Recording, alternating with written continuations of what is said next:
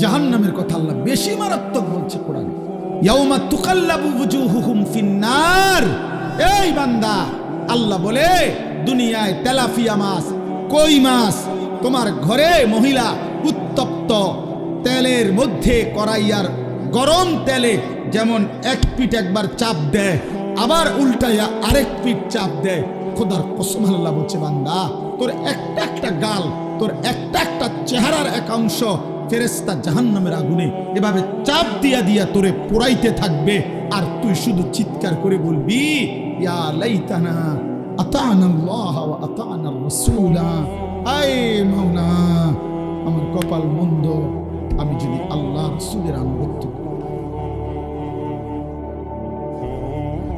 আমি তো 7:30 বাজে, 7টা বাজে এশার আজান হয়ে গেছে, আমি ঘুমাইছি সেই রাত 12টায়। আমি তো চাইলে এর মধ্যে অল্প কয়টা রাকাত নামাজ পড়ে ফেলতে পারি।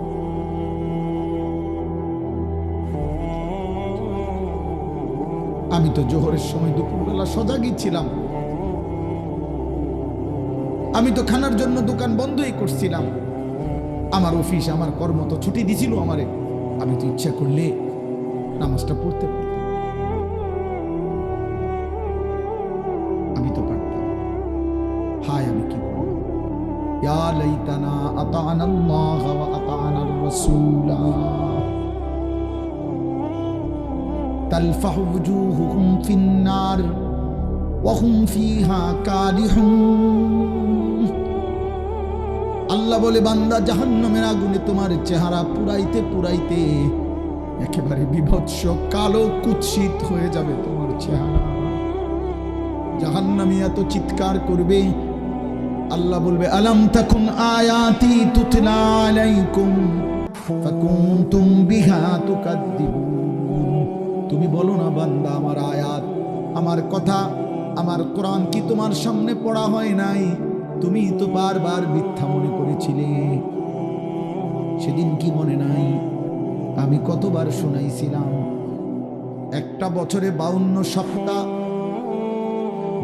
সপ্তাহ জুমার নামাজের ইমাম সাহেব তোমারে কি কম বেশি কিছু কথা বলে নাই? তোমার গ্রামে কতবার ওয়াজ হইছে, মাহফিল হয়েছে, কত বক্তা তোমারে কত হাজারি চিৎকার করে কি বলে নাই? কেউ কি তোমারে আখিরাতের কথা শোনায় নাই? কি বলবে? ওয়ালিল্লাযীনা কাফারু বিরাব্বিহিম আযাবু জাহান্নাম। আল্লাহ বলেন, নাফরমান বেঈমানের জন্য জাহান্নামের আযাব। ইযা উলকু ফিহা সামিউ লাহা শাহীকান ওয়া হিয়া তাফুর। আল্লাহ বলে, জাহান্নামীকে যখন জাহান্নামে ফেলতে যাবে ফেরেশতা, জাহান্নামী শুনতে পাবে জাহান্নামের আগুন যেন টকবক করে উতরাইতেছে। জাহান্নামের এনে লিখছে, তাকাদু তামাইয়াজু মিনাল গাইজ। জাহান্নামী দেখবে জাহান্নামের আগুন যেন রাগে গোসায় ফাইটা ফাইটা যাইতেছে। নবীজি বলছে, উম্মত, জাহান্নামের আগুনের গরম এত তীব্রতা হবে, ইয়াহতিমু বাদুহা বাদান, আগুন আরেক আগুনকে, জাহান্নামের আগুন বাকি আগুনকে গিল্লা গিল্লা খাইয়া ফেলবে। এক আগুন আরেক আগুনকে গিলা ফেলবে, গিলা। ধোঁয়ার মধ্যে ধোঁয়া ঢোকে, কুয়াশার মধ্যে কুয়াশা ঢোকে, দেখছেন না? কুয়াশা যখন আসে দেখবেন গাড়ির দিয়া তাকাইলে যে কুয়াশার ভিতরে যেন কুয়াশা ঢুকতেছে, মেঘের ভিতরে মেঘ ঢুকতেছে। আল্লাহ নবী বলেন, আগুন যেন আগুনের গিল্লা ফেলতেছে, এমন হবে জাহান্নামের আগুন। বন্ধু আমার, ভাই আমার, এত খামখেয়ালি ভাবলেন কেন? আল্লাহর বিষয়টাকে এত খামখেয়ালি মনে করলেন কেন? কেন নামাজ পড়েন না? নওজোয়ান, কিসের উপরে ভিত্তি করে এত কম বয়সে এত গাদ্দার হয়ে গেল কেন? মুসলমানের বাচ্চা 16 বছর বয়সে এত বড় বেয়াদব হলি কেন? যাদের কপালে নামাজের সেজদা নাই, তোর চাইতে নিকৃষ্ট বেয়াদব, তোর চাইতে অসভ্য এই নওজোয়ান, আসমানের নিচে জমিনের উপরে সেজদাবিহীন যুবক মুসলমানের বাচ্চা, তোর চাইতে বড় বেয়াদব আল্লাহর জমিনে আর কেউ নাই বেটা।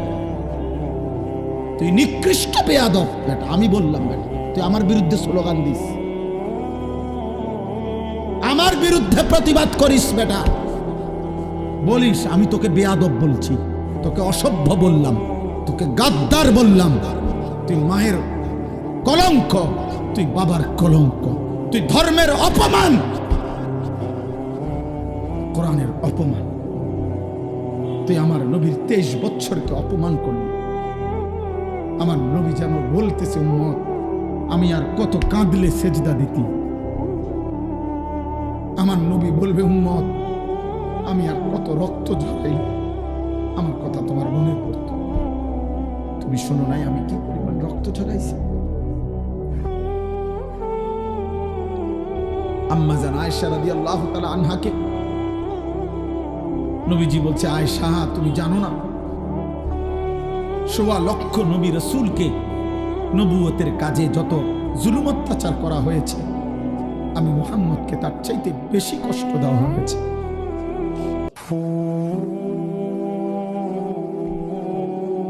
লাকাদ উযিতু ফিল্লাহ মা উযিয়া আহাদ, আমাকে যে পরিমাণ কষ্ট দেওয়া হয়েছে আয়েশা, কোন নবীকে এত কষ্ট কেউ দেয় না।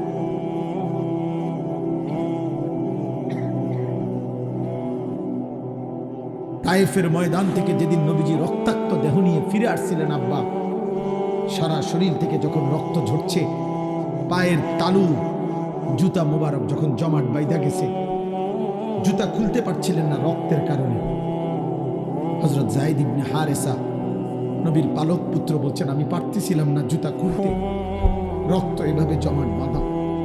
এই রক্ত মাখা দেহ নিয়ে আমরা কিতাবে পড়ছি। রাত্রি গভীর বেলা ওই দিন ফিরে আসার পর মাঝখানে প্রতিমধ্যে একটা আঙ্গুর খেজুরের বাগানে নবীজি রাত্রে ছিলেন একাকী, একজন লোক নিয়ে যায়েদ তাকে সাথে নিয়ে।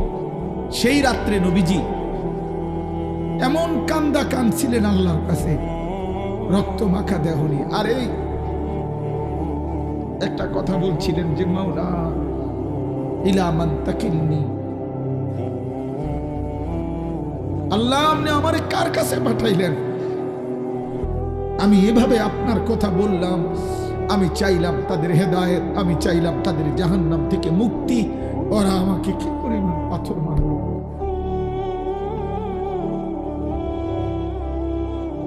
আপনি আমারে কার কাছে পাঠাইলেন? এ কেমন মানুষের কাছে পাঠাইলেন আমারে? এরা আমাকে এইভাবে মারল। তখন নবীজি একটা কথা শুধু বলছে কাঁদতে কাঁদতে সেই রাত্রে, আল্লাহ এই সমস্ত রক্তের প্রতি আমার কোনো অভিযোগ নাই, আমার উম্মতের প্রতি আমার কোনো অভিযোগ নাই, শুধু আমি একটা জিনিস চাই মাওলা, যদি আপনি বলেন যে আপনি আমার উপরে রাগ করেন নাই ফালা উবালি, তাহলে আমি আর কোনো কিছুর পরোয়া করি না। আপনি শুধু বলেন আপনি খুশি আছেন কিনা, আমি আরো রক্ত দেব মাওলা, আমি আরো ক্ষুধার কষ্ট সইব, আমি আরো রাত ভর চোখের পানি ফেলে কাঁদবো আমার উম্মতের জন্য, বিনিময়ে আমি আমার আপনার সন্তুষ্টি চাই মাওলা। আপনি হলেই আমার সব হবে, আপনি না হলে। এজন্য দোস্ত, নারী দেখে কি কি মজা পাইলা, উলঙ্গ ছবি দেখে কি কি মজা পাইলা, মদের আড্ডায় কি সুখ পাইলা, জুয়ার আড্ডায় কি সুখ পাইলা, জিনার ব্যভিচার আর অসৎ নারীর হারাম সম্পর্কে কি মজা পাইলা। নবী সাল্লাল্লাহু আলাইহি ওয়াসাল্লামের হাদিস শুনেন, আল্লাহর নবী বলেন মান জানা ওয়া শারিবাল খামরা নাযা আল্লাহু মিনহুল ঈমান কামা ইয়াখলাউল ইনসানু আল কামিসা মিন রাসিহি। নবীজি বলেন যে জিনা করে এবং মদ পান করে, জিনা যে নারীর সাথে হারাম সম্পর্ক করে, নেশা করে, খোদার কসম নবী বলছে আল্লাহ তার কলিজা থেকে, দিল থেকে আল্লাহ তাআলা তার ঈমান এভাবে বের করে ফেলে, মানুষ যেমন গায়ের থেকে জামা খুলে ফেলে।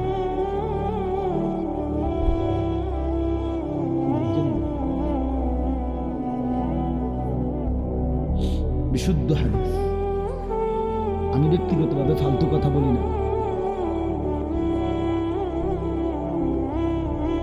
আল্লাহর নবী বলছেন আল্লাহ তার ইমান এভাবে খুলে ফেলে, এই নেশা করে, মদের আড্ডা, জুয়ার আড্ডা, নেশার আড্ডা, জেনার আড্ডা, এই তিন জিনিস এক ক্ষতি আনে তিন দাগ। নারী, মদ, গান বাদ্য। যেখানে গানের আসর সেখানে নারীর আসর, সেখানে মদের আসর। যেখানে মদের আসর সেখানে নারীও আছে, গানও আছে। যেখানে নারী আছে সেখানে মদও আছে, গানও আছে।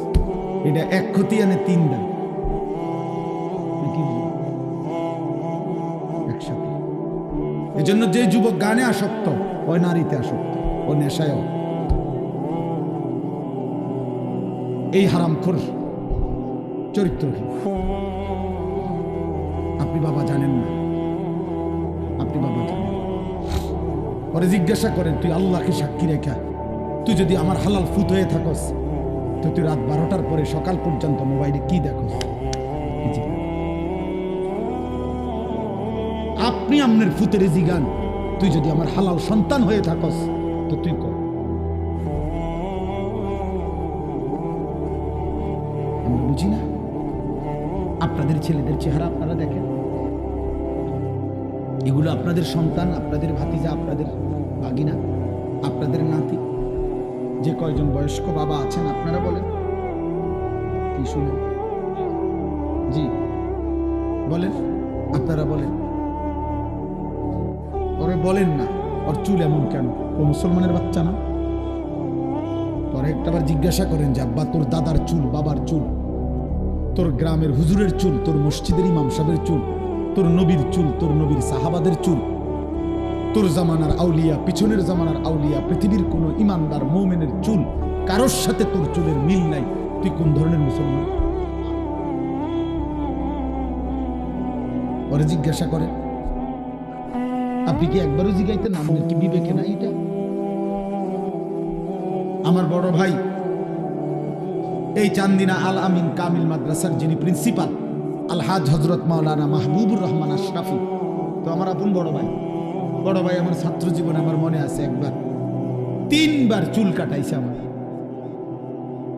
মানে শুধু সামনে পিছনের চুল 19-20 হয়েছে, সামান্য একটু। আবার আইসি ভাই, চুল কাটাইছি তো, আবার এমনি এমনি হাত দিয়ে দিয়ে চাই, না এখন একটু সমান হয়েছে না, আবার যান। 3 বারের পরে ভাই বলছে, হ এখন হয়েছে, এখন না।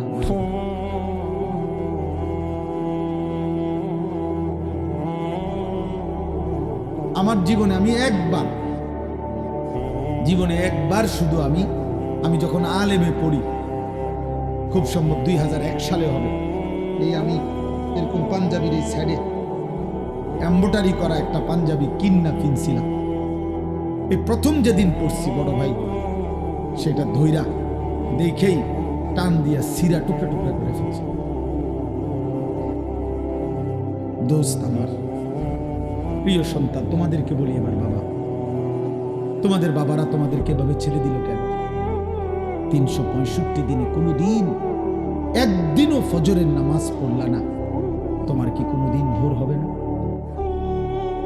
ফজরের মুয়াজ্জিন কি কোনোদিন তোমারে দেখবে না?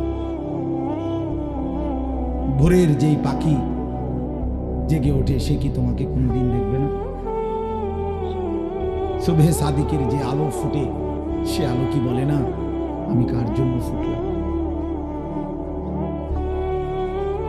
আমরা মুসলমান না? তা আমাদের আল্লাহ যদি আমাদের পছন্দ না হয়, তা আল্লাহকে ভালোবাসবে কে? কাফেররা। আমাদের নবী সাল্লাল্লাহু আলাইহি সাল্লামকে যদি আমাদেরই পছন্দ না হয়, তো নবীকে ভালোবাসবে কে? বেঈমানরা। আমার নবীর সাহাবাদেরকে যদি আমাদের ভালোবাসা না হয়, তো ওনাদেরকে ভালোবাসবে কে? বেঈমানরা। আমাদের কোরআনকে যদি আমরা ভালো না বাসি, তো এটা ভালোবাসবে কে? বেঈমানরা। আমাদের ইসলামকে যদি আমাদের পছন্দ না হয় বাবা, তো এটা পছন্দ করবে কে? বেঈমানরা।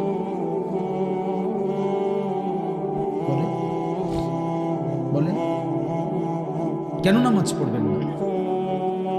যারা ব্যবসা করেন, দোকানদারি করেন, কি বেশি দোকানদারি কি করছেন? সামান্য একটা দোকান চালাইতে গিয়ে 1 ওয়াক্ত নামাজ পড়েন না, একটা অটো চালাইতে গিয়ে 1 ওয়াক্ত নামাজ পড়েন না, আরে গাদ্দার, মাত্র একটা অটো চালাই আল্লাহর সাথে এত বড় গাদ্দারি, তুমি বিমান চালাইলে কি করতা? তো শক্ত গাদ্দার, বুঝেন না এমনি কথা? সামান্য একটা অটো চালায় এই গাদ্দারে, এক ওয়াক্ত নামাজ পড়ে না, এই গাদ্দার বিমান চালাইলে কি করত? একটা সিএনজি চালায় সামান্য, দিন শেষে টাকা 500, মাত্র 500 টাকা মানে 1000 টাকা, মাস শেষে হলে 25,000 টাকা কামাই করছে, মাত্র 25,000 টাকার নাফরমান এত অহংকারী, এত বড় আসমানওয়ালাকে বৃদ্ধাঙ্গুলি দেখায়।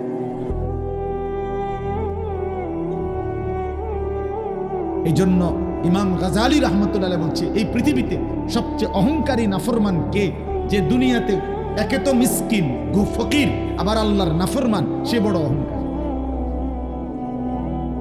ফকির মুতাকাব্বির, বুঝছেন না হিসাবটা? একে তো কি অভাবী, অথচ তবু আল্লাহকে কি দেয় না? সেজদা দেয় না। এ ধনাঢ্য ব্যক্তির চাইতো বড় গাদ্দার। হয়তো ভুলে গেছে 100 কোটি টাকা পাইয়া, তোমার সমস্যা কি? হয়তো 1000 কোটি টাকা পাইয়া আল্লাহকে ভুলে গেছে, ও তো 10টা বাড়ির মালিক হইয়া আল্লাহকে ভুলে গেছে, ও তো 10টা মেল ফ্যাক্টরির মালিক হয়ে আল্লাহকে ভুলে গেছে। তুমি না ফরমান ভুললা কেমনে? তুমি তো দিন আইন না দিন খাও, তবুও কি আল্লাহরে মনে করো না কেন?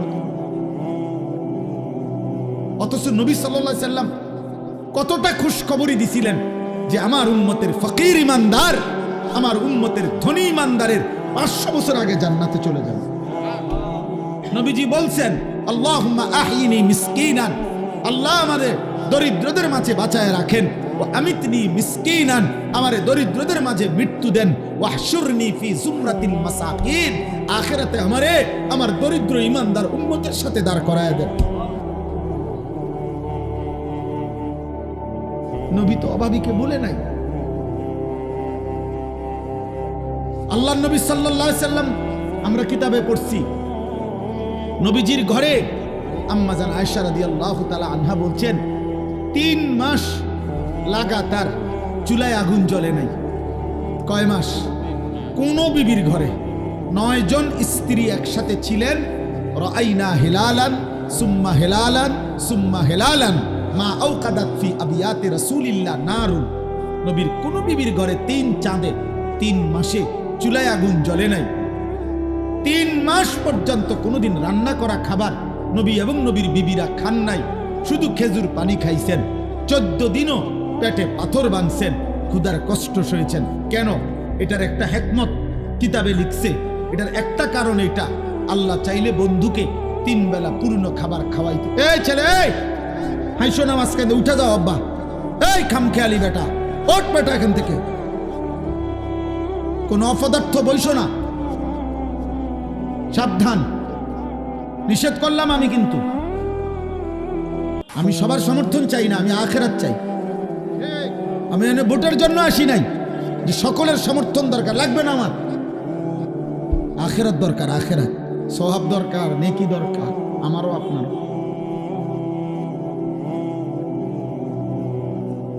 মনে রাখবো আব্বা, আমি যত কথাই আমরা বলি, হেদায়েত মূলত আল্লাহর হাতে, পরিবর্তন মূলত কার হাতে? আল্লাহর হাতে। এটা নবীজিকে আল্লাহ আগে বলে রাখছে, বন্ধু দাওয়াত দিবেন আপনি, লোক নেবো আমি। দাওয়াত দিবেন আপনি, লোক নেব কি আমি। আপনি দাওয়াত দেন সবাই, যে দূর লোক লাগে, যে কয়জন সাহাবী লাগবে ইসলামের জন্য, ইমানের জন্য, কালেমার বিজয়ের জন্য, এটি আমি নেব। এই জন্য নবীজি আবু বকরকেও দাওয়াত দিছে, আবু জেহেলকেও দাওয়াত দিছে, ওমরকেও দাওয়াত দিছে, আবু লাহাবকেও দাওয়াত দিছে, উসমানকেও দাওয়াত দিছে, উতবাকেও দাওয়াত দিছে, আলীকেও দাওয়াত দিছে, শাইবাকেও দাওয়াত দিছে।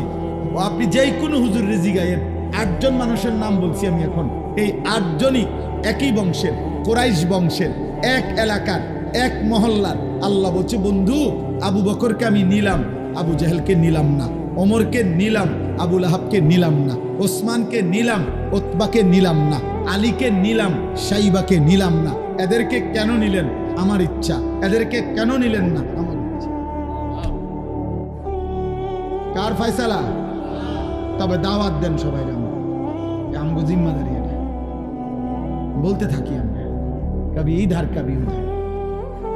कभी अर्श पर कभी जमीन पर, कभी उनके दर कभी दर बदर, गमे आशिकी तेरा शुक्रिया मैं कहां कहां से गुजर गया, कभी हो रास्तू में तन्हा कभी हो गुरूदे सहरा, मैं जुनू का हम सफर हो मेरा कोई घर नहीं।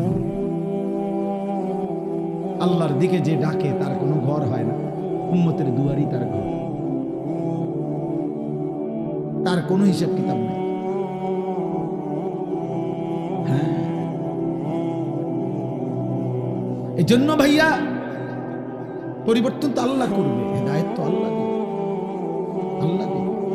ফাইন্নাল্লাহা ইউদিল্লু মান ইয়াশা ওয়া ইয়াহদি মান ইয়াশা ওয়া লা তাযহাব নাফসাকা আলাইহিম হাসারাত।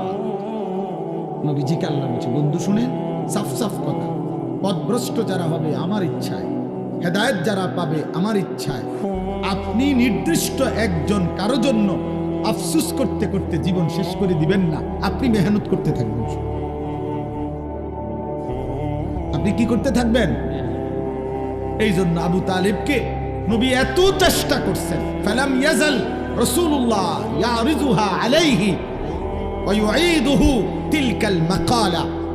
নবীজির ইন্তেকালে, বুখারীর riwayat, নবীজির ইন্তেকালের সময় নবীজি তার চাচা আবু তালিবকে বলতেছিলেন, কুল লা ইলাহা ইল্লাল্লাহ কালিমাতান আশহাদু লাকা বিহা ইনদাল্লাহ। চাচা একবার বলেন লা ইলাহা ইল্লাল্লাহ, আমি ভাতিজা মুহাম্মদ আমার আল্লাহর সামনে আখিরাতে আপনার জন্য সাক্ষী দেব। নবীর এই পাশে, আরে আবু তালেবের এই পাশে তখন উমাইয়া ইবনে খালফ আর আবু জাহেল, এই দুই বেঈমান বসা ছিল। এরা সমবয়সী।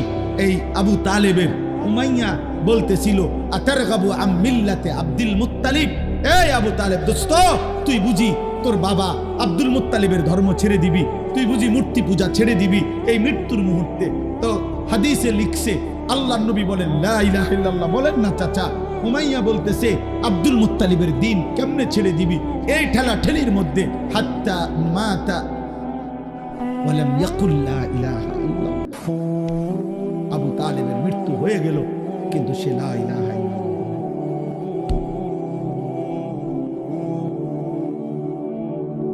এই জন্য দোস্ত, ছেলের একটা ছেলেকে বলি, দোস্ত সমবয়সী জাহান্নামী বানায় বেশি,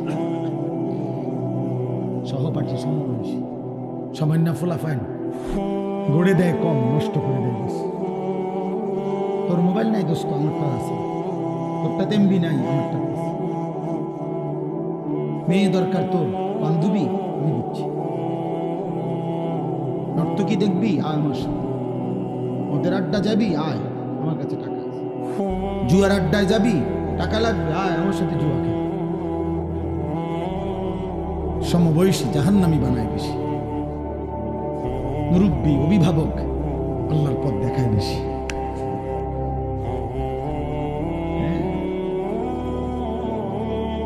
নবী সাল্লাল্লাহু আলাইহি ওয়াসাল্লাম এই হাদিসের riwayaতের মধ্যে আছে, নবীজি তখন বললেন, ইয়া আম আস্তাগফিরান্না লাকা মা লাম উনহা আনকা।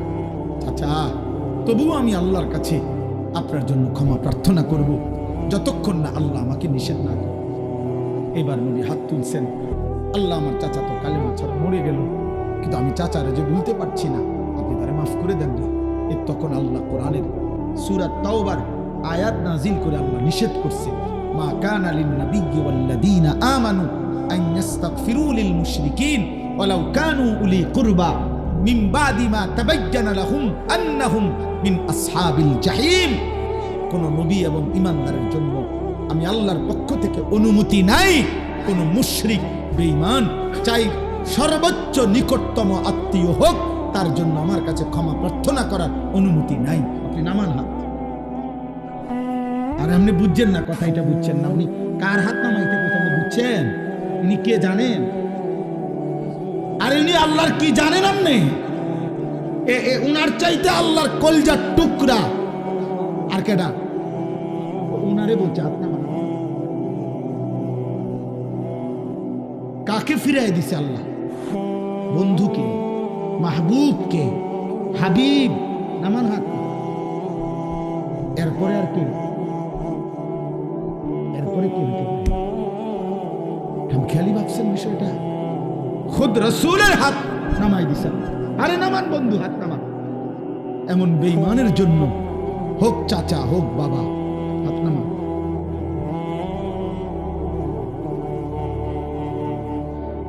ওহ, কেমনে বললে বুঝবেন?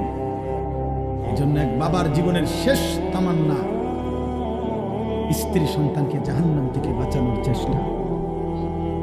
এক সন্তানের শেষ তামান্না, শেষ আকাঙ্ক্ষা বাবা মা তাদেরকে জাহান্নাম থেকে বাঁচানোর চেষ্টা। আমরা দুদিকেই আমরা চরম ভাবে অবহেলা। আমাদের বাবা মার ফিকির আমার জীবনের শেষ তামান্না। সন্তান, বিবি, বাচ্চা, ছেলে মেয়েগুলোর বিয়ে শাদী, বিল্ডিং এর কাম শেষ করে দাও। সন্তানের শেষ তামান্না আব্বা আমারে কুড়া যাক তো কইতে পারবো, আমি খাওয়াইয়া দিছি আব্বারে, আমার নিজ হাতে শেষবারের মতো খাওয়াইয়া আব্বারে করো। শেষ তামান্না পুরো হয়েছে, ভাত কুতুরি খাওয়াই দিছে আব্বারে, ভাতের থাল আফেল। তো আব্বা কইতে পারবো, আমি হাসতে গেলে আমার আব্বা কইতে পারবো আমি ফুত হিসাবে আব্বারে শেষবারের মতো আঙ্গুর খাওয়াইছি। শেষ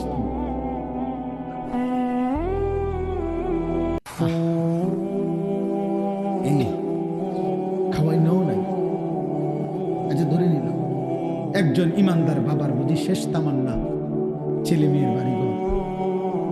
একজন ছেলের বুঝি শেষ তামান্না বাবা মায়ের আফেল মালটা বুঝি জাহান্নাম থেকে বাঁচানো। কোরআনুল কারীমে আছে ইব্রাহিম আলাইহিস সালাম ওনার আব্বা আজরকে বলছে জাহান্নাম থেকে বাঁচানোর জন্য। যখন ওনার আব্বাকে উনি ডাক দিছে তখন 4টা বাক্য বলছে, 4 বাক্যে 4 বার বলছে ইয়া আবাতি, ইয়া আবাতি, হে আমার প্রিয় আব্বা, হে আমার প্রিয় আব্বা, হে আমার প্রিয় আব্বা, হে আমার প্রিয় আব্বা। ইয়া আবাতি লিমা তা'বুদু মা লা ইয়াসমাউ ওয়া লা ইউবসিরু ওয়া লা ইউগনি আনকা শাইআ। ইয়া আবাতি ইন্নী ক্বাদ জাআনি মিনাল ইলমি মা লাম ইয়াতিকা আহদিকা সিরাতান সাবিয়্যা। ইয়া আবাতি লা তা'বুদিশ শাইতান ইন্নাশ শাইতানা কানা লিররহমানি আসিয়্যা। ইয়া আবাতি ইন্নী আখাফু আন ইয়ামাসসাকা আযাবুম মিনার রহমান ফাতাকুনা লিশ-শাইতানি ওয়ালিয়্যা। আব্বা আপনি এই মূর্তির পূজা কইরেন না আব্বা, ওই কথা বলতে পারে না, ওই কানে শুনে না, ও কোনো উপকার করতে পারে না। হে আমার আব্বা, আমি আসমানওয়ালা আল্লাহ থেকে এমন ওহির এলেম পেয়েছি যেটা আপনি পান নাই। আপনি আমার কথা মেনে নেন আব্বা, আমি আপনাকে সরল সঠিক জান্নাতের রাস্তা বলে দেব আব্বা। হে আমার আব্বা, আমি আপনাকে অনুরোধ করছি আপনি শয়তানের গোলামি কইরেন না রে আব্বা, শয়তান আল্লাহর দুশমন রে বাবা। হে আমার আব্বা, আমি ভয় করছি ঈমান ছাড়া যদি কবরে যান আল্লাহর আযাব আপনাকে খুব বেশি পাকড়াও করবে, আপনি তখন জাহান্নামে শয়তানের সঙ্গী হয়ে থাকবেন। সব কোরআন আয়াত। ইয়া আবাতি লা তা'বুদিশ শাইতান। বলেন এক সন্তান তার বাবাকে বাঁচাইতে জাহান্নাম কি পরিমাণ বলছে, এক কথা বারবার বলছে ইয়া আবাতি, ইয়া আবাতি, ইয়া আব্বা, আব্বা আব্বা আব্বা বলেন না, আপনি বলেন না, বলেন। 950 বছর পরে আল্লাহ বলে দিছে ওয়া উহিয়া ইলা নূহিন আন্নাহু লান ইউমিনা ইল্লা মান ক্বাদ আমানা ফালা তাবতাইস। 950 বছর পরে আল্লাহ নূহ নবীকে বলছে যে হে নবী নূহ, আর কেউ ঈমান আনবে না, অতএব তুমি আর হতাশ নিরাশ হইও না, আর আহাজারি করো না। তুমি এবার তোমার অনুসারীদেরকে নিয়ে তুমি বাহনে উঠো, আমি বাকিদেরকে তুফান দিয়ে শেষ করে দেব। কথাটা বুঝছেন? কে ফয়সালা গুনাইছে? কে? আর কি হবে না? আর কেউ ওয়াউহিয়া ইলা নূহিন আন্নাহু লান ইউমিনা ইল্লা মান ক্বাদ আমানা। আর হবে না। তবুও যেদিন নৌকা ছেড়ে দেয়, তুফানের পানি উঠছে, তো উনি তো জানে আর কেউ ঈমান আনবে না। খোদার কসম কোরআনে লিখছে, কোরআনে আল্লাহ বলছে, তবুও তিনি ওনার সন্তান, এক বাবা তার সন্তান কেনানকে ওই সময়ও আবার বলছে ইয়া বুনাইয়ার কাম্মানা ওয়ালা তাকুম মাআল কাফিরিন। বাপ আমি জানি রে বাপ, আল্লাহর আযাব তুফান শুরু হয়ে গেছে। আমার আল্লাহ তো ওহী নাজিল করে ফেলেছে বাপ, আর কাউকে ঈমান দিবে না মালিক তো শুনায় দিছে রে বাপ। কিন্তু হে আমার ছেলে, আমি বাপ হয়ে আমি তো এখনো মানতে পারছি না আমার সন্তান কেমনে জাহান্নামের আগুনে জ্বলবি। এজন্য আয় না বাপ, শেষবারের মতো বলছি, ইয়া বুনাইয়ার কাম্মানা, হে আমার প্রিয় সন্তান আমাদের সাথে উঠে পড়ো। ওয়ালা তাকুম মাল কাফিরিন, আর এক সেকেন্ডের জন্য কাফের বেঈমান নাফরমানদের সঙ্গে থেকো না।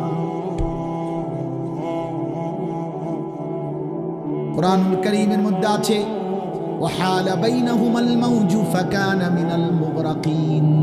কিছুক্ষণ পরে ঢেউ এসে নূহ আলাইহিস সালামের ছেলে বেঈমানকে একটা ধাক্কা দিছে। এবার নূহ আলাইহিস সালামের ছেলে ডুবে যাচ্ছে। যখন একদম ডুবে যাচ্ছে, নূহ আলাইহিস সালামের হাত ছাড়া হয়ে গেছে। এবার আর ছেলে কোনো কথা শুনতে পাচ্ছে না। এবার নূহ নবী তবুও হতাশ না হয়ে জাহান্নামের আগুন থেকে ছেলেকে বাঁচাবার জন্য, বাবার একটাই ফিকির আমার ছেলেকে কেমনে বাঁচানো যায় জাহান্নাম থেকে। তো এবার আসমানের দিকে দুই হাত তুলে আল্লাহকে বলছে, রব্বি ইন্না বিনি মিন আহলি।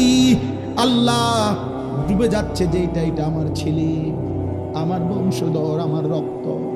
আমি বাপ হয়ে চোখের সামনে কেমনে মেনে নেব রে মাওলা, আমার সন্তান ছিল জাহান্নামী হবে, জাহান্নামের আগুনে কেমনে জ্বলবে। আল্লাহ তখন ডাক দিয়ে বললেন, ইয়া নূহ ইন্নাহু লাইসা মিন আহলিক ইন্নাহু আমালুন গায়রু সালিহ। এটা বেআমল সন্তান, এটা তোমার সন্তান না। ফালা তাসআলনি মা লাইসা লাকা বিহি ইলমুন ইন্নী আইযুকা আন তাকুনা মিনাল জাহিলিন। আল্লাহ বললেন, নূহ, যেই বিষয়ে তোমার পূর্ণ জ্ঞান নাই, তোমাকে না আমি বলেছি আমি ঈমান দেব না, তবুও তুমি চাইলা কেন? হাত উঠাইলা কেন? হাত নামাও। বড় শক্ত কথা বলে ফেলছে আল্লাহ নূহ নবীকে। আল্লাহ বললেন, নূহ নবী, তুমি তো আমার নবী, নবী হয়ে এত বড় ভুল করছো কেন? বেঈমানের জন্য হাত উঠাচ্ছ কেন? আমার ওয়াহির পরে আবার চাচ্ছ কেন? জাহান্নামের আগুন থেকে ছেলেকে বাঁচাইতে চাচ্ছ কেন? আমি তোমাদের ইন্নী আইযুকা আন তাকুনা মিনাল জাহিলিন, আমি তোমাকে ভুল করা থেকে সতর্ক করছি। এমন ভুল নবী হয়ে তুমি করতে পারো না। এরপরে নূহ নবী হাত ফেলে দিয়েছে। হাত ফেলে দিয়ে এবার বুঝছি আমার এটা ঠিক হয় নাই। আল্লাহ আমার ওহী জানাইলো, আর ঈমান দিলাম সন্তানের ভালোবাসায়। এক বাবার ফিকির এটা, খোদার কসম আব্বা, বিল্ডিং এর ছাদ ঢালাই না, জাহান্নামের আগুন থেকে বাঁচানোর চেষ্টা। আপনারা ওই বাপ আলাদা ঘুমান, ছেলেদেরকে আলাদা ঘুমান, আপনারা আলাদা হন। আপনারা বাবা মায়ের মুসলমান পরিবারের সম্পর্ক তো ছিল এটা, বাবার জীবনের শেষ চেষ্টা হবে ছেলেকে নামাজি বানানো। আপনারা কেন ছেড়ে দিলেন এটা? কেন ছেড়ে দিলেন? কুরআনুল কারীমে আছে নূহ নবী তখন হাত ফেলে দিয়ে এবার আল্লাহর কাছে মাফ চাইছে। আল্লাহ, আমি খেয়াল করতে পারি নাই, আমি সন্তানের ভালোবাসায় বাপ হিসাবে জাহান্নামের আগুন থেকে সন্তানকে বাঁচাবার জন্য অস্থির হয়ে গেছিলাম। আপনি আমারে মাফ করে দেন। ওয়া ইল্লা তাগফিরলি ওয়া তারহামনি আকুম মিনাল খাসিরিন। আপনি যদি আমারে মাফ না করে দেন, দয়া না করেন, আমি নবী হয়েও ক্ষতিগ্রস্তদের অন্তর্ভুক্ত হব। শেষ কথা, এবার শুধু তর্জমা শুনে যে কি বাকি। জি জি, হযরত আয়েশা রাদিয়াল্লাহু তাআলা আনহাকে জিজ্ঞেস করছে, আমার ভাই ডাক্তার শওকত জিজ্ঞেস করতে চাচ্ছে, আমার সাথে আসছে শওকত ভাই, তো জিজ্ঞেস করছে 3 মাস আপনাদের চুলায় যে আগুন জ্বলে নাই, আপনারা কেমনে ছিলেন? ফামা আইশুকুমা, আপনাদের সংসার চলছে কেমনে? আইশুকুম, তখন তিনি বলছে খেজুর আর পানি, পানি আর খেজুর, পানি আর খেজুর। 3 মাস তো আল্লাহর নবী সাল্লাল্লাহু আলাইহি সাল্লামের এই কথাটা আমি গুরুত্বপূর্ণ যে ওলামায়ে কেরাম এটার একটা হিকমত বলছে যে নবীর ঘরে 3 মাস আগুন জ্বলে নাই, রান্না করা কোনো খাবার পান নাই, ক্ষুধার কষ্টে তিনি পেটে পাথর বাঁধছেন 14 দিন। কেন এমন করলেন আল্লাহ?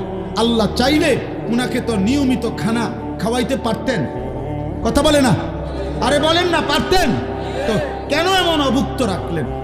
কিয়ামতের ইসরাফিলের ফু পর্যন্ত পৃথিবীর সবচেয়ে বেশি দুঃখী, গরিব, ফকির, অভুক্ত, অভাবী ব্যক্তিটাও যেন কোনোদিন বলতে না পারে, হে নবী মুহাম্মদ, আপনি তো আরামে খাইছেন, আপনি তো কোনোদিন কষ্ট পান নাই, আপনি যদি আমার মতো একবেলা উপাস থাকতেন তাইলে না বুঝতেন ক্ষুধার কষ্ট বেশি নাকি আল্লাহর ইবাদত করা উচিত। কারণ আপনি তো সুখে তাইকে সুন্দর সুন্দর কথা বলে গেছেন।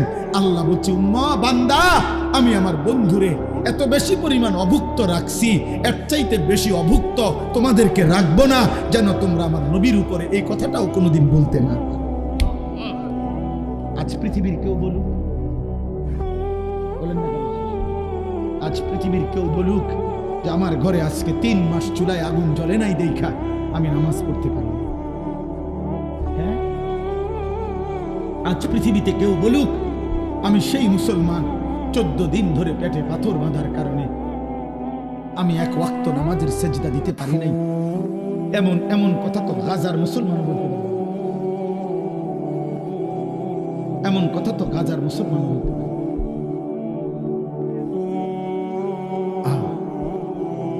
বলেন চাচা, বুঝছেন নি হিসাবটা? মাশাআল্লাহ, শওকত ভাই গুরুত্বপূর্ণ কথা মনে করাই দিচ্ছে। অর্থাৎ কেন, কোন উন্মত জন্য আমরা বলি না অনেক সময়, ও রাহেন সুখে থাকলে এরকম লম্বা লম্বা কথা কম যায়, হ্যাঁ, আমার মতো অভাবে পড়তেন তাই না বুঝতেন। আল্লাহ বলছেন, নবী বলবেন, উম্মত আমার চাইতে বেশি অভাবী ছিল আমার কোন উম্মত বলো, আমার চাইতে বেশি অভাবী ছিল আমার কোন? এজন্য সাহাবারা, আপনারা শুনছেন না, ওনারা এই খন্দকের যুদ্ধের সময় একটা পাথর বাঁধা পেট ক্ষুধার কষ্টে নিয়ে যখন নবীজির সামনে আসছেন, ইয়া রাসূলুল্লাহ, ক্ষুধার কষ্টে পেটে একটা পাথর বাঁধছি, আল্লাহর নবী তখন নিজের চাদর সরাইয়া মুখে কিছু না বলে দেখাইলেন। সাহাবীরা দেখলেন যার কাছে অভিযোগ করতে আসছেন তার পেটে 2টা পাথর, এবার তারা ফিরে চলে গেছে। উত্তর তো ওইখানেই দেখা যায়, আর মুখে কি?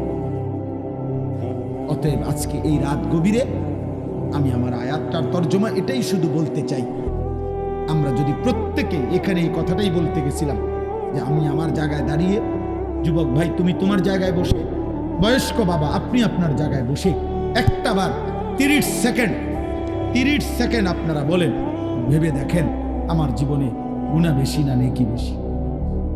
বলেন সবাই, বলেন। না ভাইবা করো, নলে মাইক বন্ধ, তাও 30 সেকেন্ড বলো না। যুবক ভাই তোমরা বলো, 30 বছরের নিচে যাদের বয়স তোমরা হাত উঠাও, 30-এর নিচে যাদের বয়স হাত উঠাও, কও, হাত উঠে কও, গুনাহ বেশি না নেকি বেশি? আবার বলো না ভাই, হাত নেই। তাইলে যদি চোখ বন্ধ করি তো আখিরাত কি হবে?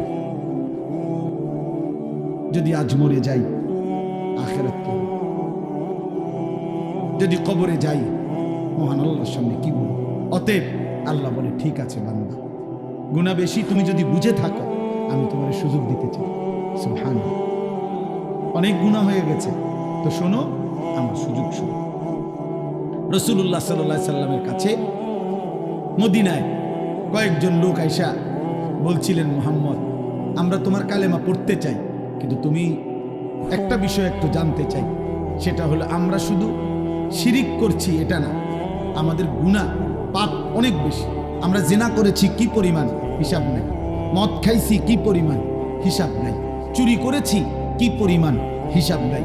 মুহাম্মদ এত বেশি পরিমাণ গুনাহ আমরা পাপ করেছি, আমাদের আইডিয়ায় বলে তোমাদের আল্লাহ এত বেশি মাফ করবে না। তুমি আল্লাহকে একবার জিজ্ঞাসা করো যে তিনি আমাদের এত বেশি পরিমাণ রাশি রাশি পরিমাণ গুনাহ মাফ করবেন কিনা, আল্লাহকে বলতে বলো। তখন আল্লাহ বন্ধুকে জানায় দিলেন, বন্ধু আপনি বলেন কুল ইয়া ইবাদিয়াল্লাযীনা আসরাফু আলা আনফুসিহিম, আমার বান্দারা গুনাহ করতে করতে জীবনটাকে যদি শেষ করে ফেলো, একেবারে সীমাতরিক্ত করে ফেলো, গুনার মধ্যে যদি ডুবে যাও, যদি চোখ বন্ধ করিলে নেকির বলতে কিচ্ছু নাই, গুনাহ ছাড়া আর কিছু যদি চারিদিকে দেখতে না পাও, তবুও যদি হায়াত থাকতে যদি অনুভূতি আসে, বিবেক জাগে, আখিরাতের ভয় লাগে, জাহান্নামের ভয় লাগে, কবরের ভয় লাগে, তো তুমি আর কোনো দিকে যাইও না। লা তাকনাতু মির রাহমাতিল্লাহ, আমার রহমত থেকে নিরাশ হইও না বান্দা। রাত গভীরে কিংবা দিনের আলোতে যখনই মনে পড়বে আমাকে, যখনই ভুল বুঝবে তুমি একবার চোখ বন্ধ করে এক ফোঁটা চোখের পানি ফেলে গুনাহ ছেড়ে দেওয়ার নিয়তে আর করবা না ওয়াদা দিয়ে, লজ্জিত আর অনুতপ্ত হয়ে আমি আল্লাহর কাছে তওবার নিয়তে একটাবার চিৎকার দিবা, আমারে একবার ডাক দিবা আর বলবা, মাওলা আমি মাফ চাইছি, আমারে মাফ করে দিবেন। ইন্নাল্লাহা ইয়াগফিরুয যুনুবা জামিআ, আমি আল্লাহ রাশি রাশি গুনাহ একবারে মাফ করে দিই। যা মাফ। ইন্নাহু হুয়াল গফুরুর রহিম। কেন মাফ করব না? আমি না গফুর? আমি তো ভীষণ ক্ষমাশীল, আমি তো খুব বেশি দয়াবান। আল্লাহ বলেন আমি মাফও করব, দয়াও করব। তুমি আমার কাছে আইসো বান্দা। কার কাছে? আল্লাহর কাছে। তাইলে ওয়া আনিবু ইলা রাব্বিকুম ওয়া আসলিমু লাহু, এই যে এর পরের আয়াত, আল্লাহ বলেন তোমরা সমস্ত গুনাহ নিয়ে তওবা করে আমার কাছে ফিরে আসো এবং আমি আল্লাহর কথার এখন থেকে গুনাহ ছেড়ে দিয়ে আমার নতুন করে আমার কথার আনুগত্য করো, আমি আল্লাহ মাফ করে দেব। এই জন্য নিয়ম হলো তওবা মানে পিছনের গুনাহ ছেড়ে দেওয়া, নতুন করে আল্লাহর দিকে ফিরে আসা। ওয়া আসলিমু লাহু, নতুন করে যখন যার যখনই বুঝ আসে এখন থেকে আমল আবার শুরু করে দেওয়া। আল্লাহ বলেন মিন ক্বাবলি আন ইয়াতিয়াকুমুল আযাবু, আযাব আসবার আগে আগেই আনুগত্য শুরু করে দাও, আমার কাছে ফিরে চলে আসো। কেন? আযাব আসলে সুম্মা লা তুনসারুন, আর তোমাকে সাহায্য করা হবে না। আযাব কি? আযাব হলো নাফরমানের মৃত্যু।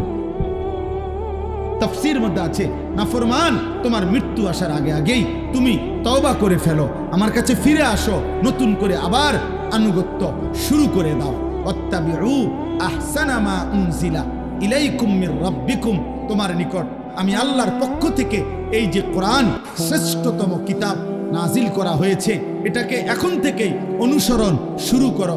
মিন ক্বাবলি আন ইয়াতিয়াকুমুল আযাবু বাগতাতাম ওয়া আনতুম লা তাশউরুন, আল্লাহ তাআলা বলেন, আবারও বলছি, মৃত্যু আসবে হঠাৎ করে, তুমি টেরও পাবে না তার আগে আগে। মৃত্যু আসবে কখন? হঠাৎ। কখন? হঠাৎ। তুমি টেরও পাবে তার আগে আগেই তওবা। অতএব আজকে এই রাত গভীরে আমি আমার সবটুকু দিয়ে আপনাদের কাছে অনুরোধ করলাম, প্রিয় কিশোর, প্রিয় যুবক, আমার জীবনের একটা স্বপ্ন আপনাদের কাছে, আমার আর এই 2 মিনিট কথা, আমার জিন্দিগির একটা স্বপ্ন। আমি আজকে 10 বছর, 2016 সাল থেকে 2025 সাল, 10 বছর আমার একটা মাদ্রাসা, কুমিল্লা ক্যান্টনমেন্ট ময়নামতি সাহেবের বাজার, এইখানে আমার মাদ্রাসাটা। আলহামদুলিল্লাহ, মাদ্রাসায় 500 জন, 494 জন ছাত্র আছে, এখন 34 জন শিক্ষক কর্মচারী আছে। হেদায়েতুন্নাহু পর্যন্ত আমাদের কওমি মাদ্রাসার জামাত আছে, নুরানি, নাজেরা, হিফজখানা আছে। আমি এই 10 বছরে সব সময় আমার, বিশেষ করে আজকে 3-4 বছরে আমার হৃদয়ের একটা বড় স্বপ্ন ছিল যে আমি বাচ্চাদের এই যে মাদ্রাসাটা চলতেছে, এটা তো চলতেছে, সাথে পৃথক আরেকটা মাদ্রাসা করতে চাই, যেই মাদ্রাসাটার উদ্দেশ্য হলো যে সারা বাংলাদেশের স্কুল, কলেজ, ইউনিভার্সিটিতে যত কিশোর যুবক মুসলিম পড়ে, ওদের যার যখন সময় হয়, যেটুকু সময়, ওই সময় সে আসবে আমাদের এখানে, কিছু সময় নিয়ে প্রয়োজন পরিমাণ কিছু দ্বীনি বিষয় শিখবে। ওযু, নামাজ, সূরা, কেরাত, দোয়া, কালাম, রুকু, সেজদা, হোক একটা, হোক 2টা, হোক 1 ঘন্টা, হোক 10 ঘন্টা, যার যখন সুযোগ হয়। এবং অন্যান্য বয়সীও একেবারে যেই কোনো উচ্চ শিক্ষিত, নিম্ন শিক্ষিত, কুলি, দিনমজুর, ঠেলাওয়ালা, প্রত্যেকেই যেন আসতে পারে, শিখতে পারে। আমি এরকম একটা পৃথক মাদ্রাসা, আলাদা শিক্ষক কর্মচারী রেখে ওইখানেই আলাদা ভবন, আলাদা ব্যবস্থাপনায় করতে চাচ্ছি। আমার স্লোগান হইল, যে আসবে যখন দিন শিখবে তখন, যার সময় যতক্ষণ দিন শিখবে ততক্ষণ, যে যতক্ষণ পড়ে, এতটুকুই। এই আশায় আমি একটা বড় জায়গা কিনছি ওইখানে, 118 শতক জায়গা, একসাথে প্রায় 2.5 কোটি টাকার উপরে জায়গাটার দাম।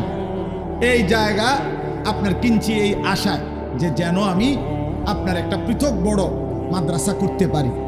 এই মাদ্রাসার জন্য আপনাদের কাছে আমি দোয়া চাই। নওজওয়ানদের জন্য আলহামদুলিল্লাহ এই বছর 2025 সাল রানিং বছরে আমরা এই পর্যন্ত 2 বারে আমাদের মাদ্রাসার প্রথম সাময়িক পরীক্ষার বন্ধে, দ্বিতীয় সাময়িক পরীক্ষার বন্ধে, 2 বারের বন্ধে 3 দিন করে 6 দিনে আমরা মোট বরাবর 500 জন স্কুল কলেজের ছেলেকে 3 দিন রাইখা প্রতিদিন 11 ঘন্টা করে 3 দিনে 33 ঘন্টা মোট 2 বারে আপনার অজু, নামাজ, সূরা, কেরাত, দোয়া, কালাম, রুকু, সেজদা এগুলো শিখাইছি। আলহামদুলিল্লাহ প্রায় 32 জন শিক্ষক তারা থেকে দিবানিশি বাচ্চাদেরকে শিখাইছে। এটা আমরা সারা বছরের জন্য করতে চাচ্ছি। এখনই একটা রুমের ব্যবস্থা করছি, আর ভবিষ্যতে এই জায়গাটা যদি পুরা টাকা পরিশোধ করতে পারি, ছোটখাটো ঘর দুয়ার করতে পারি, মসজিদ, বাচ্চাদের মাদ্রাসা, বালিকা আলাদা মাদ্রাসা এবং মসজিদ কমপ্লেক্স, এই সব কিছু করার আশায় আরও জায়গা কিনতে চাই। তো আপনাদের কাছে আমার অনুরোধ, আপনাদের কাছে আমি একটু সহযোগিতা চাই। সহযোগিতাটা হলো 2টা সুযোগ। একটা হলো 1 মুসল্লা পরিমাণ নামাজের জায়গা, 1 মুসল্লা পরিমাণ মাটির দাম আপনার 4200 টাকা। যদি কেউ ইচ্ছা করলে অংশগ্রহণ করেন, এখন না, অংশগ্রহণ করলে আপনারা আমাদের মাদ্রাসার আজীবন উন্নয়ন সদস্য হবেন। আর 30 বছরের নিচে কোনো ছেলে, কেউ যদি ছেলে মেয়ে 1000 টাকা দেয়, তাহলে 1000 টাকা দিলে কিশোর যুব এই তালিকার উন্নয়ন সদস্য হিসাবে তাকেও আমরা অন্তর্ভুক্ত করব। আমাদের একটা কাগজ আছে, কাগজটা আপনারা নিবেন, ওইখানে বিকাশ নাম্বার আছে। কারো ভাল লাগলে মন চাইলে দিয়েন, না মন চাইলে দোয়া করে দিয়েন। কিন্তু আলহামদুলিল্লাহ অনেক ছেলে, অনেক বাবা, অনেক মা বোন দিছে। আমার একটা আশা, আমার ইচ্ছা, এটা সর্বাধিক মানুষের সহযোগিতায় মাদ্রাসা হোক, প্রতিষ্ঠান হোক, মসজিদ হোক, যেন সকলে 1000 টাকাওয়ালা, 100 টাকাওয়ালাও সাদকায়ে জারিয়ার যেন সওয়াব পায়। এজন্য ইচ্ছা করলে আপনারা যাওয়ার সময় আমগো কাছেও দিতে পারবেন, অথবা এখানে বিকাশ নাম্বার আছে সেখানেও দিতে পারবেন। আমি আপনাদের সবার কাছে শেষ অনুরোধ করছি, আপনারা যাওয়ার পথে আমাদের সাদা গাড়িতে একটা কিতাব আছে, রাসূলুল্লাহ সাল্লাল্লাহু আলাইহি সাল্লামের জীবনের সমস্ত সুন্নাত, ছোট বড়, নবীর জীবনের একেবারে বিন্দু বিন্দু যত সুন্নত নবীর জীবন থেকে, প্রায় 600 পৃষ্ঠা ব্যাপী এই সুন্নাতের এই বইটা ঢাকা গাজীপুরের আমাদের বাংলাদেশের একজন শীর্ষ বুজুর্গ অধ্যক্ষ মিজানুর রহমান চৌধুরী কাপাসিয়ার হজরত, বাংলাদেশের বড় বড় ওলামাদের শায়েখ, তিনি এই কিতাব অনেক আলেমদের সমন্বয়ে লিখাইছেন। অনেক সুন্দর, আমি নিজেও পড়ি। আমরা এটা হজরতের কাছ থেকে এনে নবীজির সুন্নতের একটা বই উম্মতের ঘরে ঘরে পৌঁছুক, এই আশায় 400 টাকা মূল্যে এটা বিক্রি করি। যদি কারো সুযোগ হয়, এটাও যাওয়ার সময় আমাদের সাদা গাড়ি থেকে কিনবেন। আজকে এই বাইতুল কি নাম মসজিদে, বাইতুল আমান জামে মসজিদে আপনারা যারা দান করছেন, আল্লাহ আপনাদের একটা একটা দানে বরকত দান করেন। আল্লাহ আপনাদের সবাইকে কবুল করেন। আমার কিশোর যুবক ভাই, 30 বছরের নিচে যাদের বয়স, তোমাদের কাছে আমার শেষ একটা দায়িত্ব আছে। সারা বাংলাদেশে আমি একটা ছোট্ট কাজ করি। আমার শায়েখ আল্লামা মুফতি মুশতাকুন নবী সাহেব আমার হজরত আমার এই দায়িত্বটা দিছেন। সেটা হলো আমরা একটা মেহনত করি কিশোর যুবক ছেলেদের জন্য, সেটার নাম হলো ফজর ক্যাম্পেইন, মানে ফজরের নামাজের মুসল্লি বৃদ্ধির চেষ্টা।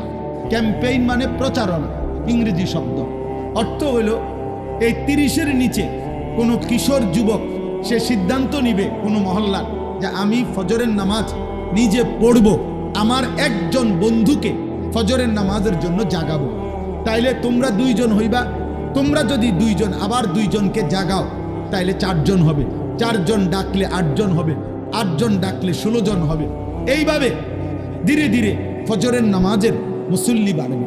ফজরের নামাজের মুসল্লি বৃদ্ধি কেন দরকার?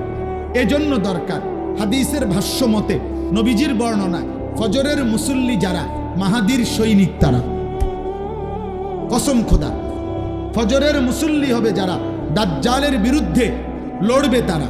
ফজরের মুসল্লি যারা পৃথিবীময় মাহাদির নেতৃত্বে ইমানের পতাকা উড়াবে তারা।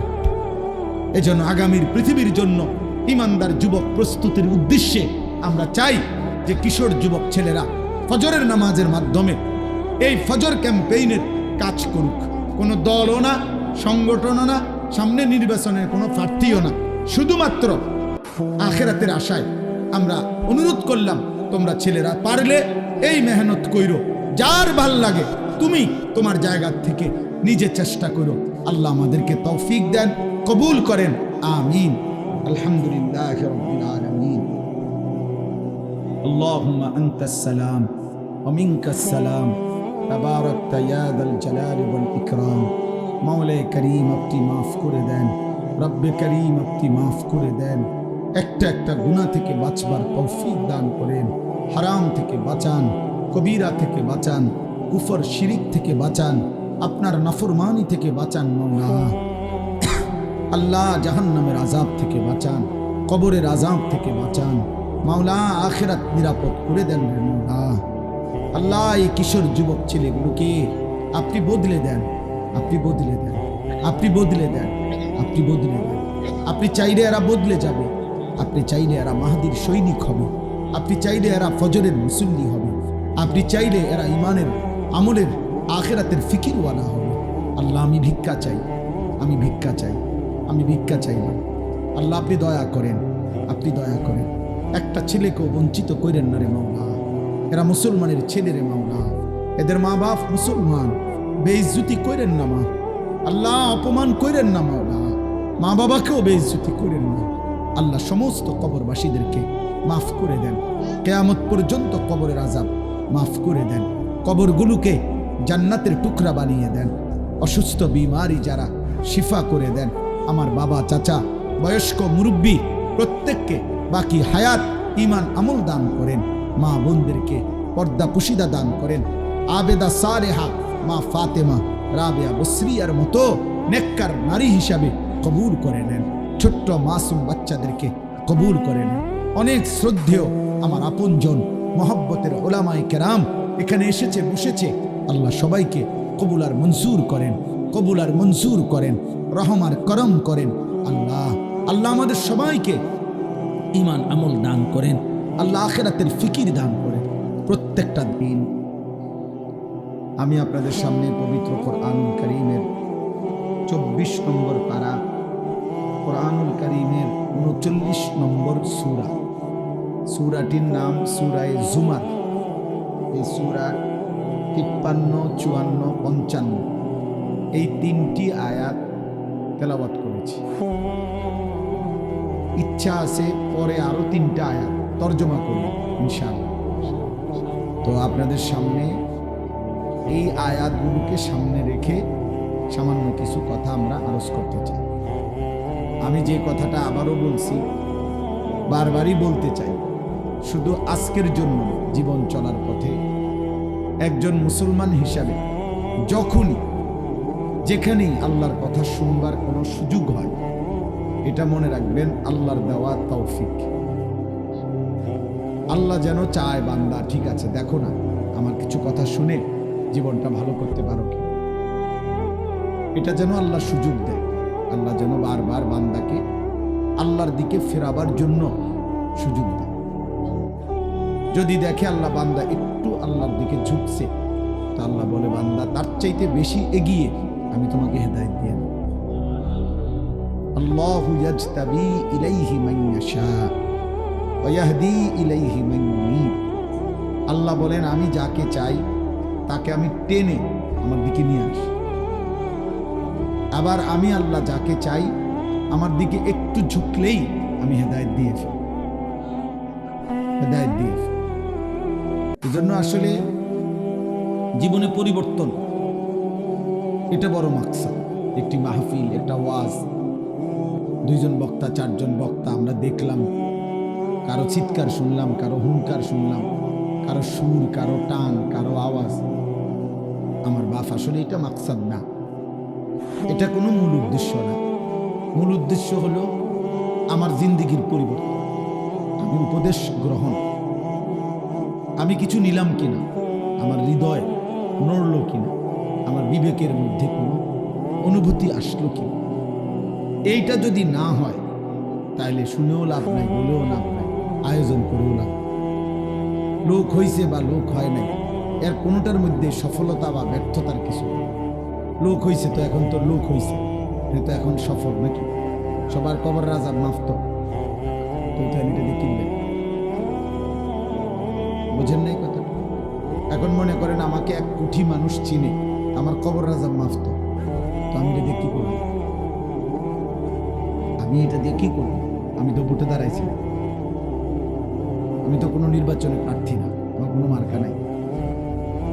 তাইলে এই জন্য দোস্ত, আমার বাপ, আমার ভাই, আমার নওজোয়ান ছেলেরা, প্রিয় সন্তান, বুঝতে শেখো এখানে মূল বিষয় যেন হয় আখিরাত। মসজিদে জুমার বয়ান আখিরাতের জন্য শোনা যায়, কোন আলেমে দ্বীনের ওয়াজ আখিরাতের জন্য শোনা উচিত। আল্লাহ তাআলা কোরআনুল কারীমের মধ্যে এটা বলছেন, বারবার বলছেন, বারবার, লাআল্লাকুম তাযাক্কারুন। কেন আয়াত নাজিল করছি, কেন স্পষ্ট করে সব বলতেছি? যেন তোমরা উপদেশ গ্রহণ করতে পারো। লাআল্লাকুম তাতাফাক্কারুন, যেন তোমরা ভাবতে পারো। লাআল্লাহুম ইয়াত্তাকুন, যেন আমার বান্দারা আমি আল্লাহকে ভয় করতে পারে। লাআল্লাকুম তাত্তাকুন, যেন তোমরা মুত্তাকি হইতে পারো। ফাতাবিরু ইয়া উলিল আবসার, আল্লাহ বলেন, হে চোখওয়ালা বান্দা তুমি ভাবো। ফাতাবিরু ইয়া উলিল আলবাব, হে বুদ্ধি বিবেকওয়ালা বান্দা কিছু তো ভাবো, যা করছো তা ঠিক। আজ এই মুহূর্তে একবার ফিকির করো বান্দা, ঠিক এখান থেকে যদি তুমি আল্লাহর সাক্ষাৎ পাও, আখিরাত, তো এখন যে অবস্থায় আছো হিসাব দিতে পারবা তো? নিজের জিন্দেগি বুঝাই দিতে পারবা তো? এই ভাবনা আসা, এই অনুভূতি। আল্লাহ তাআলা বলেন কোরআনুল কারীমের মধ্যে, আমি মূসা নবীর ঘটনা, ঈসা নবীর ঘটনা, নূহ আলাইহিস সালামের ঘটনা, লূত আলাইহিস সালামের ঘটনা, ফেরাউন নমরুদের ঘটনা, কারুন হামান সাদ্দাদের ঘটনা, এগুলো আমি কেন বললাম?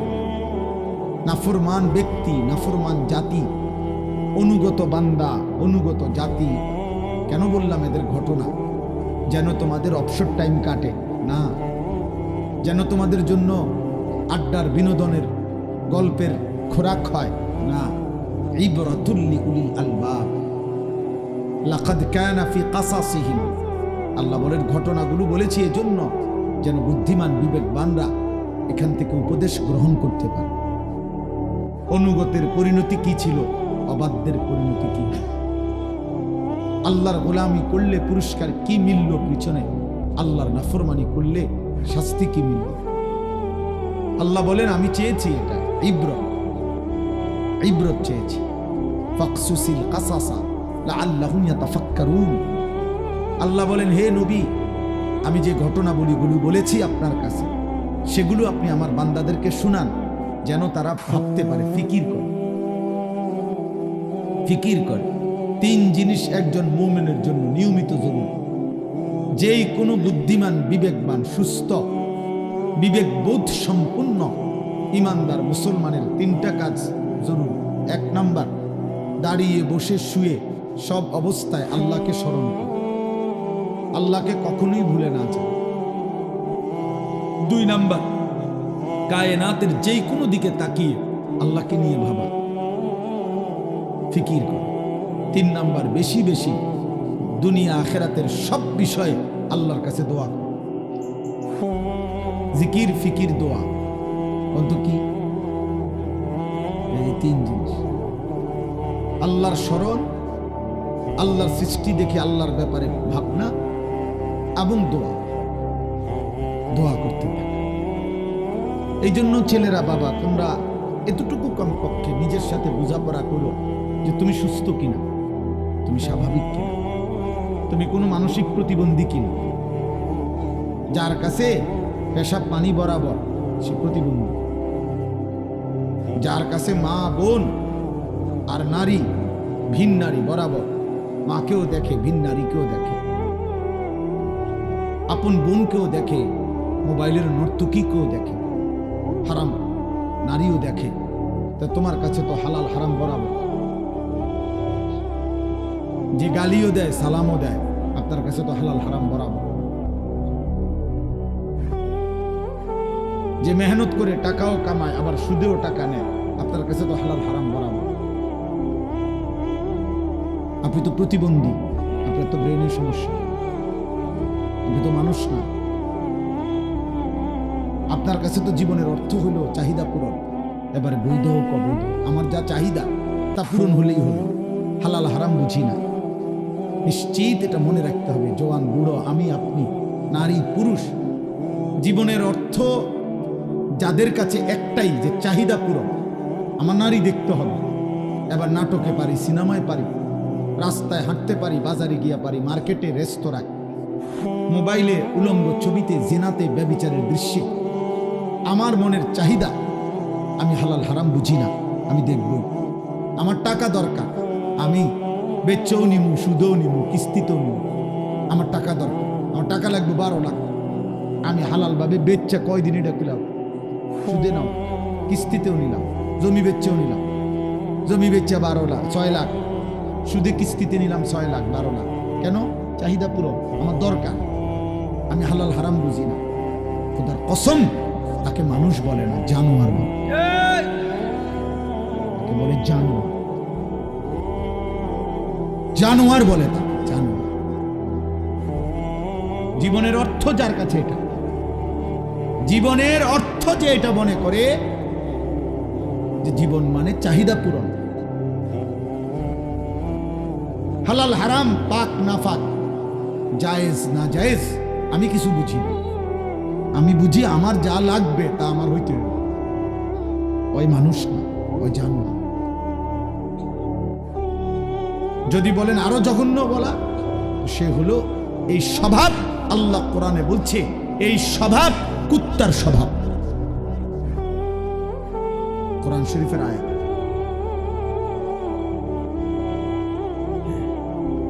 যে জীবনে কোনো হালাল হারামের অনুভূতি নাই, পার্থক্য জ্ঞান যার মধ্যে নাই, মাকেও দেখে ভিন নারীকেও দেখে,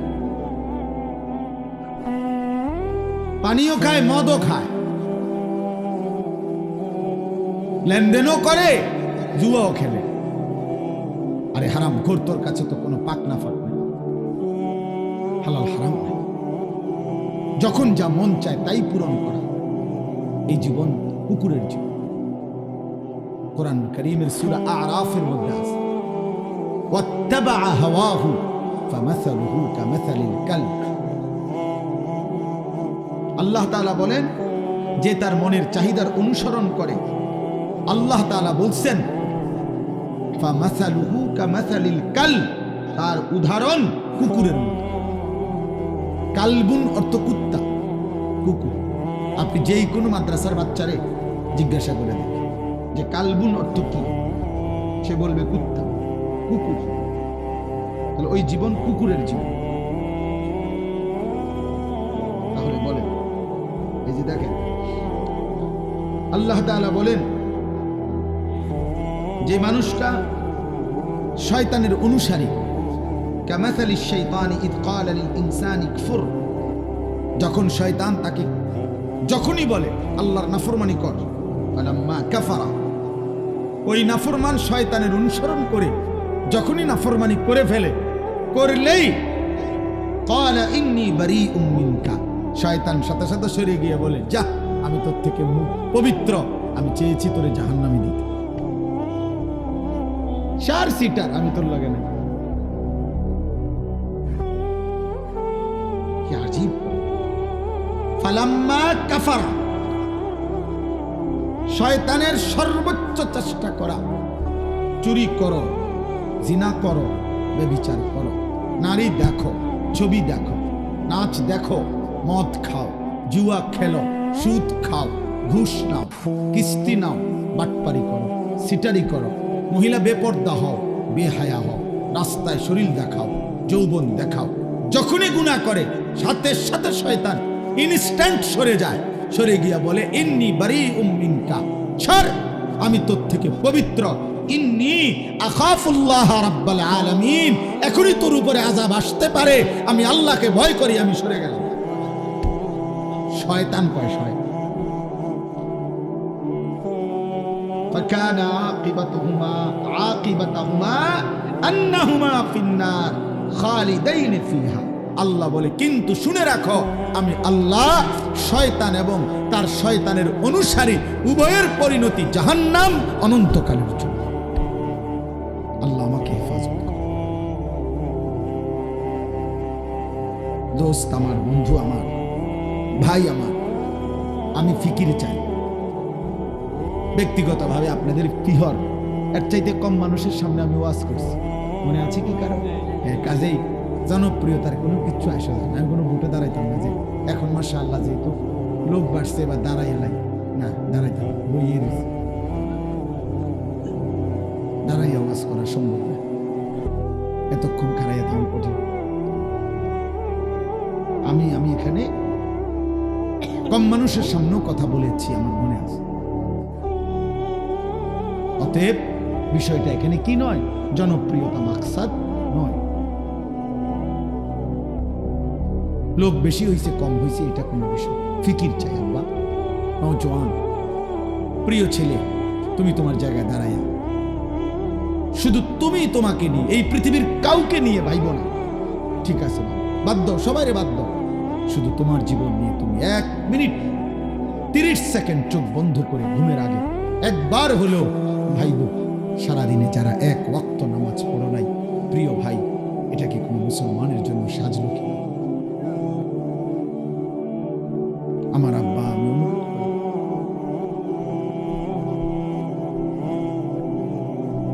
আমি শুনাই, হ্যাঁ, কোরআনুল কারীমে আল্লাহ বলছেন, এই যে এই সূরাত আছে এর আগে দিয়ে, আল্লাহু ইয়াতাওয়াফাল আনফুসা হিনা মাউতিহা ওয়াল্লাতী লাম তামুত ফি মানামিহা। ভাইয়া শুনতেছেন আপনারা? প্রত্যেক মানুষের রূহ আল্লাহ বলেন আমি আল্লাহ শরীর থেকে আলাদা করি 2 বারে, একবার মৃত্যুর সময়, আরেকবার ঘুমের সময়। খোদার কসম, এটা কোরআন শরীফে আল্লাহ তাআলা বলেন প্রত্যেকবার আমি আল্লাহ, বান্দা যখন ঘুমায় আমি তো চোখে ঘুম দেই, তো আমি ঘুম দেই মানে রুহুটা আলাদা করে তাকে ঘুম পাড়ায়া দেই। আল্লাহ বলেন আমি আল্লাহ তার শরীর থেকে তার রুহুকে আলাদা করে দেই। এরপরে আল্লাহ বলেন ফায়ুমসিকুল্লাতী কাদা আলাইহাল মাউতু, এই ঘুমের মধ্যে যদি কারো ব্যাপারে মৃত্যুর সিদ্ধান্ত নিয়ে দেই তো রুহুটা রেখে দেই। ওয়ায়ুরসিলুল উখরা ইলা আজালিম মুসাম্মা, যদি আমি আরো কয়দিন পরে মৃত্যু দেব এই ফয়সালা নিয়ে রাখি তো বারবার রুহুটা ফেরত দেই, এটা আমি আল্লাহর ফয়সালা।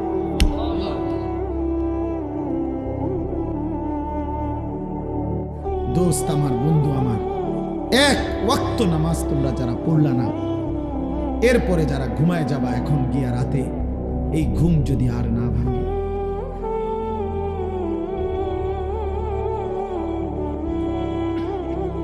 এই রুহু যদি আর না ফিরে দেয় মাওলা, তাহলে সারাদিনে নারী, ছবি, গান, বাদ্য, মোবাইলের অস্থির দৃশ্য, জিনা ব্যভিচারের ছবি, হারাম রোজগারের ধান্দা, কতজনরে কত গালি দিলেন, মন্দ বললেন, বিড়ি খাইলেন, সিগারেট খাইলেন, কত মিথ্যা বললেন, নাটক দেখলেন, সিনেমা দেখলেন, নারীর অস্থির ছবি দেখলেন, আবার একটা ওয়াক্ত নামাজের সেজদাও দিলেন না, এমন নিকৃষ্ট মৃত্যু,